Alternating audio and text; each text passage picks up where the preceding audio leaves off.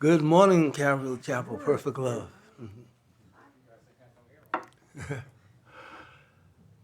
So I was remembering about a couple of years ago.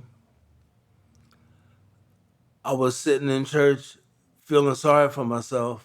Um, a lot of people, most of you know, I had a couple of strokes, and then right after that, I got cancer, and I was like, "Wow, Lord, why me?" And I was having my little pity party, and then after service, Pastor Darrell said, "Does anybody need prayer?" And I must have raised both hands and both feet, and I don't know if anybody ever had cancer, but it hurts, doesn't feel good, and I wanted the pain to stop, and I always hear that very few people survive, to have cancer, and I want to live. I want to live a long time, as long as I can, and I don't want to leave Janet. I like to be in the presence of the Lord, but I was hoping we go together. I don't know. That's up to him. And so, and I like to share some scriptures. Uh, Moving through the Bible,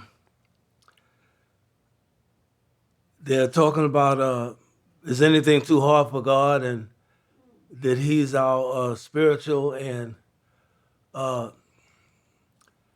physical healer, and God also nurses us. And first place I remember is Psalms 18 and I'm sorry, Genesis 18 and 14. And he asked the rhetorical question is asked, is anything too hard for God? And we all know the answer to that. No. And Jeremiah 17:14 asked the same question. Uh, Psalms 41 and 3. Uh, he heals us and he comforts us and strengthens us in our sickness and heals us on our sick bed and strengthens us in health. Psalms 147 verse 3, he heals the brokenhearted and binds up all their wounds. Isaiah 53, 5 and 6. Most Christians know that one. He was bruised for our iniquities, and by his stripes we are healed.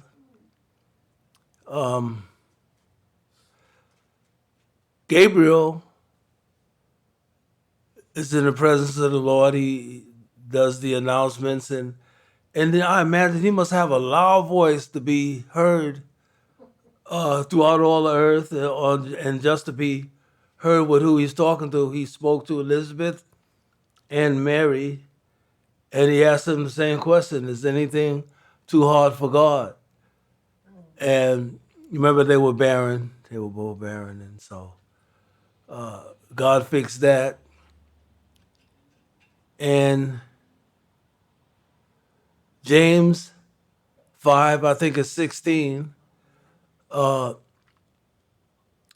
if anyone is sick, let them ask the elders or the church, pretty much, and they will pray for you. And the prayers of a righteous man or person, I'm paraphrasing, will heal you. It has a lot of power.